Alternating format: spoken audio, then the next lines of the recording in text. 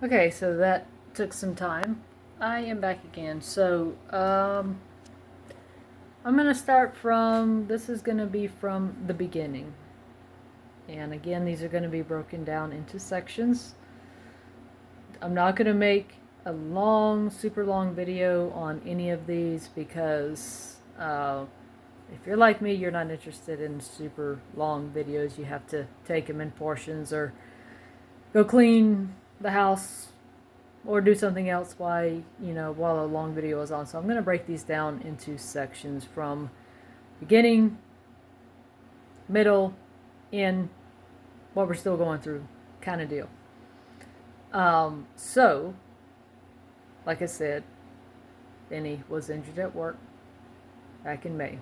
He injured his right knee coming down off of a ladder at his job. He did everything he was supposed to do properly, paperwork filled out properly. Then we go to urgent care, and they said more than likely you have, I don't know why there's a shadow there. It's not like I'm outside in the sun. I probably wasn't, oh, that's it. Wasn't turned towards the light properly. We go to urgent care. The doctor there said more than likely you have injured your meniscus. And actually, to stop there for a moment, we come to find out, put this in since it's out. Come to find out that, I hope you guys could hear all of that because I didn't have this in my ear. So I will check and see. What was I going to say? Come to find out he had torn his right meniscus. And like I said in the beginning, it was a bear to get him on workman's comp. Like, he is injured. He can't come back. What he does is a very physically demanding job.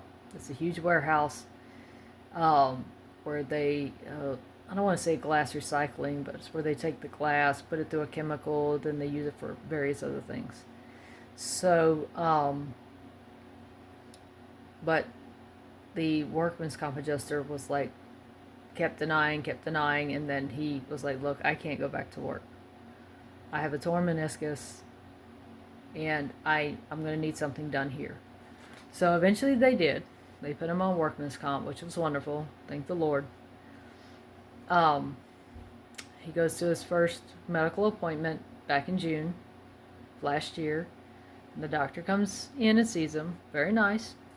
Says, he had x-rays. He had an MRI and x-rays done first. And then between May 12th and June 24th, he had an x-ray and an MRI done. So then we go on June 24th, and that's where the doctor says, yeah, you have a torn meniscus. And he lays out the various options, but ultimately it's all going to come down to he needed meniscus surgery. So he tells him that. We go on August 18th for the pre-op appointment, and basically same spiel, but just letting him know what's going to take place in the surgery. And so that happens that day. Then he has to go I think it was like, I don't know, a couple of weeks later, he has to go for EKG, blood work, just to make sure that he can have the surgery. So we go to the surgery on 9/11, which it takes a total of 3 hours from the time we get there to the time he is in recovery until we can leave. We were told that the surgery was only going to be about 20 minutes. To boot, he woke up from the anesthesia early. Not during surgery, but as he's in the recovery room, he woke up from anesthesia early. And he could not comprehend what was going on. He's in tears because he doesn't know what's going on because he woke up early and they want him to go back to sleep, and he's like, my leg's on fire.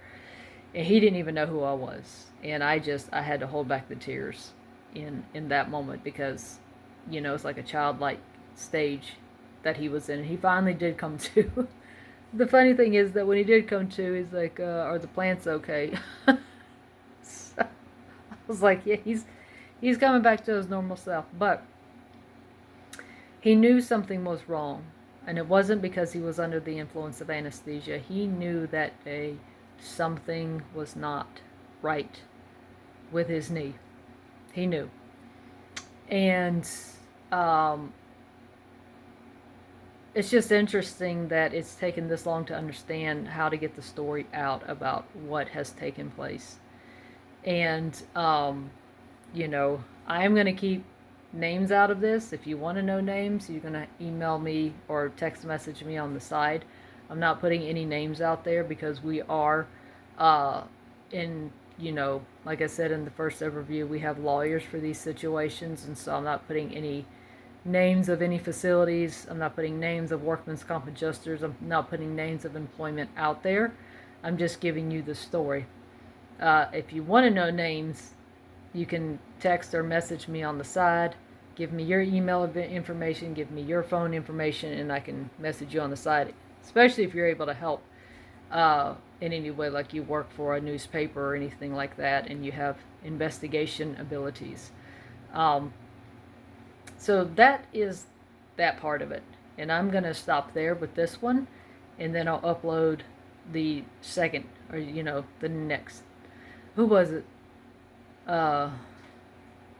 Who used to say it? In the next segment or next something. The rest of the story. The rest of the story. I can't remember who used to say it, but you will get the rest of the story.